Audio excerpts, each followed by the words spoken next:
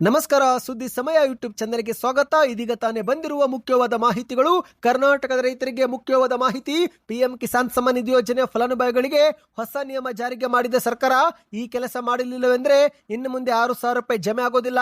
ಮತ್ತೊಂದೆಡೆಯಲ್ಲಿ ಕಾಂಗ್ರೆಸ್ನ ಗ್ಯಾರಂಟಿಗಳಿಂದ ಸಂಪೂರ್ಣವಾಗಿ ಹದಿಗೆಟ್ಟು ಹೋಗಿರುವ ರಾಜ್ಯದ ಆರ್ಥಿಕತೆ ಚರ್ಚೆಗೆ ನಾನು ಸಿದ್ಧ ಎಂದು ಮೈಸೂರಲ್ಲಿ ಎಚ್.ಡಿ. ಕುಮಾರಸ್ವಾಮಿ ಅವರು ಸವಾಲು ಹಾಕಿದ್ದಾರೆ. ವಿಡಿಯೋನ ನೀವು ಪೂರ್ತಿಯಾಗಿ ನೋಡಿ. ಮತ್ತೊಂದೆಡೆಯಲ್ಲಿ SSLC ಫಲಿತಾಂಶದಲ್ಲಿ ಕಲಬುರಗಿ ಜಿಲ್ಲೆ ಕೊನೆಯ ಸ್ಥಾನ ಬಂದಿದ್ದಕ್ಕೆ ಬಿಜೆಪಿ ಜೆಡಿಎಸ್ ವ್ಯಂಗ್ಯವಾಡಿದ್ದು, ಇದೇ ಒಂದು ಟ್ವೀಟ್ಗೆ ಪ್ರಿಯಾಂಕ್ ಖರ್ಗೆ ಅವರು ಬೇಸರ ವ್ಯಕ್ತಪಡಿಸಿದ್ದಾರೆ. ಸಮಸ್ಯೆ ಇದ್ರೆ ನನ್ನನ್ನು ವ್ಯಂಗ್ಯ ಮಾಡಿ, ನಮ್ಮೂರಿನ ಮಕ್ಕಳನ್ನಲ್ಲ ಎಂದು ಟ್ವೀಟ್ ಮಾಡೋ ಮೂಲಕ ತಿರುಗೇಟು ಕೊಟ್ಟಿದ್ದಾರೆ. ಆ ಬಗ್ಗೆಯೂ ಕೂಡ ಮಾಹಿತಿ ನೋಡೋಣ. ಮತ್ತೊಂದೆಡೆಯಲ್ಲಿ ನಿಮ್ಮ ಹತ್ತಿರ ಒಂದಕ್ಕಿಂತ ಹೆಚ್ಚು ಸಿಮ್ ಕಾರ್ಡ್ ಇದ್ರೆ ವಿಡಿಯೋ ಸ್ವಲ್ಪನೂ ಸ್ಕಿಪ್ ಮಾಡಬೇಡಿ. ಜಿಯೋ ಮತ್ತು ಏರ್ಟೆಲ್ಗೆ ಬಿಗ್ ಶಾಕ್. BSNL ನಿಂದ ಹೊಸ ಒಂದು ಆಫರ್ ಬಂದಿದೆ. ದಿನಕ್ಕೆ 3 GB ಡೇಟಾ ಸಿಗುತ್ತೆ. ಏನಿದು ಮಾಹಿತಿ ಎಂಬುದನ್ನು ಕೂಡ ನೋಡೋಣ. ಇನ್ನು ಕೇಂದ್ರ ಸರ್ಕಾರದಿಂದ ಮೇ 1ರಿಂದಲೇ ಹೊಸ ನಿಯಮಗಳು ಜಾರಿಗೆ. ಆನ್ಲೈನ್ ಗೇಮಿಂಗ್ ನಲ್ಲಿ ದೊಡ್ಡ ಬದಲಾವಣೆ ಮಾಡಲಾಗ್ತಾ ಇದೆ. ಈ ಎಲ್ಲ ಮಾಹಿತಿಗಳನ್ನು ಡೀಟೇಲ್ ಆಗಿ ನೋಡೋಣ.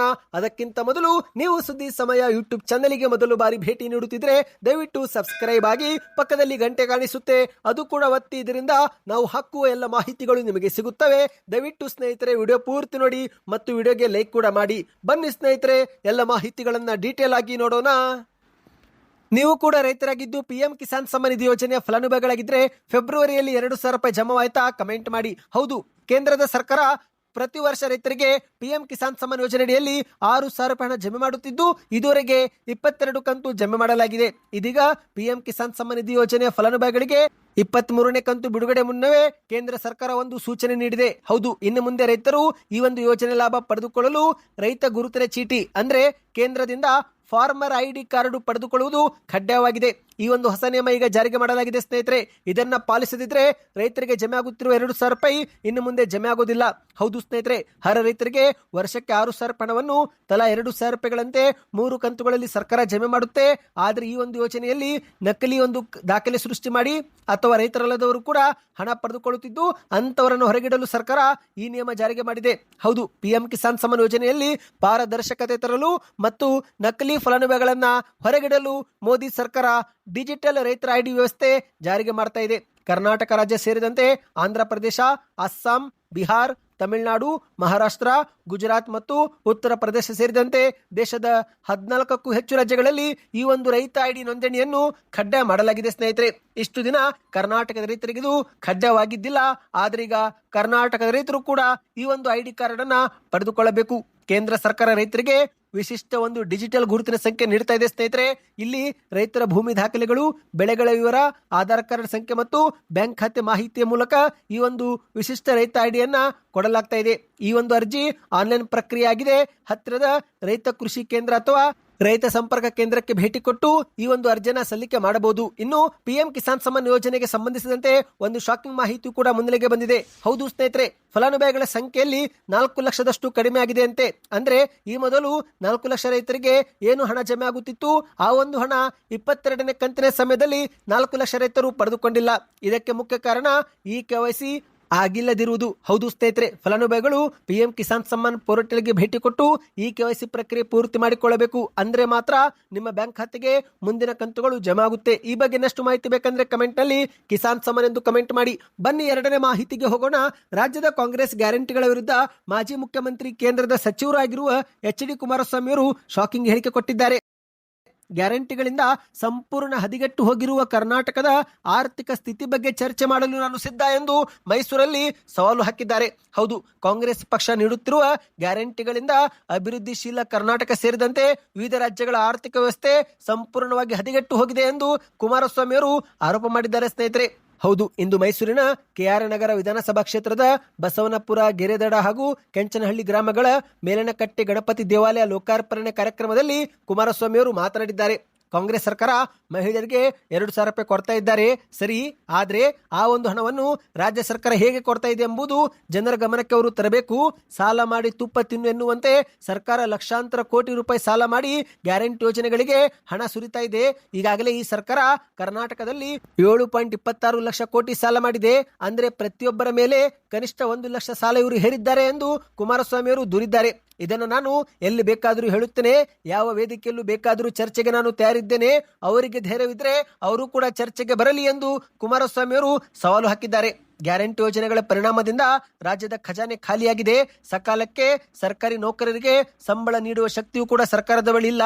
ಅದರಂತೆ ಗ್ಯಾರಂಟಿ ಆಮಿಷಗಳ ಒಡ್ಡಿ ಹಿಮಾಚಲ ಪ್ರದೇಶದಲ್ಲಿ ಅಧಿಕಾರಕ್ಕೆ ಬಂದಿರುವ ಅಲ್ಲಿನ ಕಾಂಗ್ರೆಸ್ ಪಕ್ಷ ಆ ರಾಜ್ಯವನ್ನು ಈಗಾಗಲೇ ಆರ್ಥಿಕವಾಗಿ ಹಾಳು ಮಾಡಿದೆ.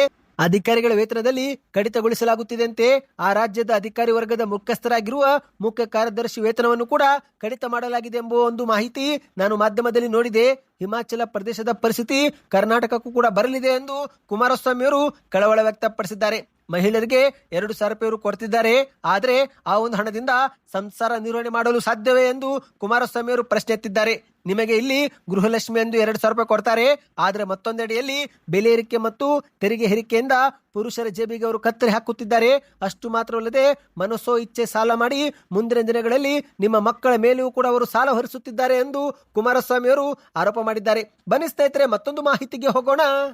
ನಿಮ್ಮ ಮನೆಯಲ್ಲೂ ಕೂಡ SSLC ಪರೀಕ್ಷೆ ಬರೆದ ವಿದ್ಯಾರ್ಥಿಗಳಿದ್ರೆ ಎಷ್ಟು ಅಂಕ ಗಳಿಸಿದ್ರು ಕಮೆಂಟ್ ಮಾಡಿ. ಹೌದು ಸ್ನೇಹಿತರೆ, ರಾಜ್ಯಾದ್ಯಂತ SSLC ಪರೀಕ್ಷೆಯ ಫಲಿತಾಂಶ ಪ್ರಕಟವಾಗಿದೆ. ಆದರೆ ಈ ಬಾರಿ ಮತ್ತೆ ಕಲಬುರಗಿ ಜಿಲ್ಲೆ ಕೊನೆಯ ಸ್ಥಾನದಲ್ಲಿ ಬಂದಿದ್ದು, ಹಾಗಾಗಿ JDS ಮತ್ತು ಬಿಜೆಪಿ ಪ್ರಿಯಾಂಕ್ ಖರ್ಗೆ ಅವರ ಕುಟುಂಬದ ವಿರುದ್ಧ ಟ್ವೀಟ್ ಮಾಡಿ ವ್ಯಂಗ್ಯವಾಡಿದೆ. 4-5 ದಶಕಗಳಿಂದ ಕಲಬುರಗಿ ಜಿಲ್ಲೆಯನ್ನು ಆಳುತ್ತಿರುವ ಖರ್ಗೆ ಕುಟುಂಬ ಅಲ್ಲಿನ ಜಿಲ್ಲೆಯ ಮಕ್ಕಳ ಭವಿಷ್ಯ ರೂಪಿಸುವಲ್ಲಿ ವಿಫಲವಾಗಿರುವುದು ನಾಚಿಕೆಗೇಡಿನ ಸಂಗತಿ ಎಂದು ಟ್ವೀಟ್ ಅನ್ನು ಮಾಡಿತ್ತು. ಮತ್ತು ಬಿಜೆಪಿಯವರು ಕೂಡ ಈ ಬಗ್ಗೆ ಟ್ವೀಟ್ ಮಾಡಿದ್ರು. ಇದೇ ವಿಚಾರಕ್ಕೆ ಈಗ ಪ್ರಿಯಾಂಕ್ ಖರ್ಗೆ ಅವರು ಮರು ಟ್ವೀಟ್ ಮಾಡಿ ತಿರುಗೇಟು ಕೊಟ್ಟಿದ್ದಾರೆ. ನೀವು ಸ್ಕ್ರೀನ್ ಮೇಲೆ ಒಂದು ಟ್ವೀಟ್ ನೋಡುತ್ತಿರಬಹುದು. ಇದು ಪ್ರಿಯಾಂಕ್ ಖರ್ಗೆ ಅವರೇ ಮಾಡಿದ ಟ್ವೀಟ್ ಆಗಿದೆ. ಕಲಬುರಗಿಯ ವಿದ್ಯಾರ್ಥಿಗಳನ್ನು ಅವಮಾನಿಸುತ್ತಿರುವ ಬಿಜೆಪಿ ಅವರ ಆತ್ಮಸ್ಥೈರ್ಯವನ್ನು ಆತ್ಮವಿಶ್ವಾಸವನ್ನು ಅಡಗಿಸುವ ಪ್ರಯತ್ನ ಮಾಡ್ತಾ ಇದೆ. ಬಿಜೆಪಿ ಕರ್ನಾಟಕ, ನಿಮಗೆ ಸಮಸ್ಯೆ ಇದ್ರೆ ನನ್ನನ್ನು ನಿಂದಿಸಿ ಕಲಬುರಗಿಯ ಮಕ್ಕಳನ್ನು ಅಪಹಾಸ್ಯ ಮಾಡುತ್ತಿರುವುದು ಏಕೆ? ಜಿಲ್ಲೆಯ ಶೇಕಡಾವಾರು ಫಲಿತಾಂಶ 85ರಷ್ಟು ಇರಬಹುದು. ಕಳೆದ ಶೈಕ್ಷಣಿಕ ವರ್ಷಕ್ಕಿಂತ ಈ ಬಾರಿ ಉತ್ತಮ ಫಲಿತಾಂಶವೇ ಬಂದಿದೆ. ರಾಜ್ಯದಲ್ಲೂ ಮತ್ತು ಕಲಬುರಗಿ ಜಿಲ್ಲೆಯಲ್ಲೂ ಶೈಕ್ಷಣಿಕ ಗುಣಮಟ್ಟದ ಸುಧಾರಣೆ ಮಾಡಿಕೊಳ್ಳುವ ಶಕ್ತಿ ನಮ್ಮ ಜಿಲ್ಲೆಯ ಮಕ್ಕಳಲ್ಲಿದೆ ಮತ್ತು ಅದು ಸಾಧ್ಯವಾಗುತ್ತದೆಯೂ ಕೂಡ. ಆದರೆ ಪ್ರತಿ ಬಾರಿಯೂ ಕಲಬುರಗಿ ಜಿಲ್ಲೆ ಮಕ್ಕಳನ್ನು ಅವಮಾನಿಸುತ್ತಿರುವ ಬಿಜೆಪಿ ರಾಜಕೀಯ ದಿವಾಳಿತನ ಜೊತೆಗೆ ನೈತಿಕ ಪ್ರಜ್ಞೆಯೂ ಕೂಡ ದಿವಾಳಿ ಆಗಿರುವುದನ್ನು ನಿರೂಪಿಸುತ್ತಿದೆ. ಕಲಬುರಗಿ ಜಿಲ್ಲೆಯಲ್ಲಿನ ಬಿಜೆಪಿ ನಾಯಕರ ಮತ್ತು ಕಾರ್ಯಕರ್ತರ ಮಕ್ಕಳಿಗೂ ದಡ್ಡರು ಎಂಬ ಹಣೆಪಟ್ಟಿ ಬಿಜೆಪಿ ಕಟ್ಟುತ್ತಿದೆ ಎಂದು ಪ್ರಶ್ನೆ ಮಾಡಿದ್ದಾರೆ. ಕಲಬುರಗಿ ಜಿಲ್ಲೆಯ ಮಕ್ಕಳ ಮನಸ್ಸಿನ ಮೇಲೆ ದುಷ್ಪರಿಣಾಮ ಬೀರುವಂತಹ ಮಾತುಗಳನ್ನು ಆಡುತ್ತಿರುವ ಬಿಜೆಪಿಗೆ ಕನಿಷ್ಠ ಸಾಮಾನ್ಯ ಪ್ರಜ್ಞೆ ಇಲ್ಲದಿರುವುದು ನಾಡಿನ ದುರಂತ. ಕಲಬುರಗಿ ಜಿಲ್ಲೆಯ ಮಕ್ಕಳ ಶ್ರಮವನ್ನು, ಅವರ ಬೌದ್ಧಿಕ ಸಾಮರ್ಥ್ಯವನ್ನು ಅವಮಾನಿಸುವ, ಅವರ ಆತ್ಮವಿಶ್ವಾಸವನ್ನು ಕುಗ್ಗಿಸುವ ಕೆಲಸವನ್ನು ಬಿಜೆಪಿ ಕೂಡಲೇ ನಿಲ್ಲಿಸಬೇಕು ಎಂದು ಪ್ರಿಯಾಂಕ್ ಖರ್ಗೆ ಅವರು ಟ್ವೀಟ್ ಮಾಡಿದ್ದಾರೆ. ಬನ್ನಿ ಸ್ನೇಹಿತರೆ, ಮತ್ತೊಂದು ಮಾಹಿತಿಗೆ ಹೋಗೋಣ. ನಿಮ್ಮ ಹತ್ತಿರವೂ ಕೂಡ ಒಂದಕ್ಕಿಂತ ಹೆಚ್ಚು ಸಿಮ್ ಕಾರ್ಡ್ ಇದ್ರೆ ಯಾವ ಕಂಪನಿಯ ಕಾರ್ಡ್ ಇದೆ ಕಮೆಂಟ್ ಮಾಡಿ. ನಿನ್ನೆ ತಾನೇ ಏರ್ಟೆಲ್ ತನ್ನ ಗ್ರಾಹಕರಿಗೆ 40ರಿಂದ 50 ರೂಪಾಯಿ ರೀಚಾರ್ಜ್ ಬೆಲೆ ಏರಿಕೆ ಮಾಡುವ ಮೂಲಕ ಶಾಕ್ ಕೊಟ್ಟಿತ್ತು. ಆದರೆ ಇದೀಗ BSNL ತನ್ನ ಗ್ರಾಹಕರಿಗೆ ಶುಭ ಸುದ್ದಿ ಕೊಟ್ಟಿದೆ. ಹೌದು ಸ್ನೇಹಿತರೆ, ಖಾಸಗಿ ಟೆಲಿಕಾಂ ಕಂಪನಿಗಳಾಗಿರುವ ಜಿಯೋ ಮತ್ತು ಏರ್ಟೆಲ್ಗೆ ಶಾಕ್ ನೀಡಲು ಸರ್ಕಾರಿ ಸ್ವಾಮ್ಯದ BSNL ಹೊಸ ಪ್ಲಾನ್ ಒಂದನ್ನು ಪರಿಚಯಿಸಿದೆ. ಕೇವಲ 599 ರೂಪಾಯಿ ರೀಚಾರ್ಜ್ ಮಾಡಿಕೊಂಡ್ರೆ 70 ದಿನಗಳ ಕಾಲ ಪ್ರತಿದಿನ 3 GB ಡೇಟಾ ಜೊತೆಗೆ ಅನಿಯಮಿತ ಕರೆ ಮತ್ತು ಪ್ರತಿನಿತ್ಯ 100 SMS ಮಾಡುವಂತಹ ಹೊಸ ಪ್ಲಾನ್ ಅನ್ನ ಪರಿಚಯಿಸಿದೆ. ಸದ್ಯ ಈ ಒಂದು ಪ್ಲಾನು ಇಡೀ ಮಾರುಕಟ್ಟೆಯಲ್ಲೇ ಸಂಚಲನ ಸೃಷ್ಟಿ ಮಾಡಿದೆ. ಹೌದು ಸ್ನೇಹಿತರೆ, ಜಿಯೋ ಮತ್ತು ಏರ್ಟೆಲ್ ನಂತಹ ಖಾಸಗಿ ಟೆಲಿಕಾಂ ಕಂಪನಿಗಳು ರೀಚಾರ್ಜ್ ದರ ಏರಿಕೆ ಮಾಡುವ ಮೂಲಕ ಸಾಮಾನ್ಯ ಜನರ ಜೇಬಿಗೆ ಕತ್ತರಿ ಹಾಕುತ್ತಿದ್ರೆ, ಇತ್ತ ಸರ್ಕಾರಿ ಸ್ವಾಮ್ಯದ BSNL ಮಾತ್ರ ತನ್ನ ಗ್ರಾಹಕರಿಗೆ ಭರ್ಜರಿ ಆಫರ್ ಕೊಟ್ಟಿದೆ.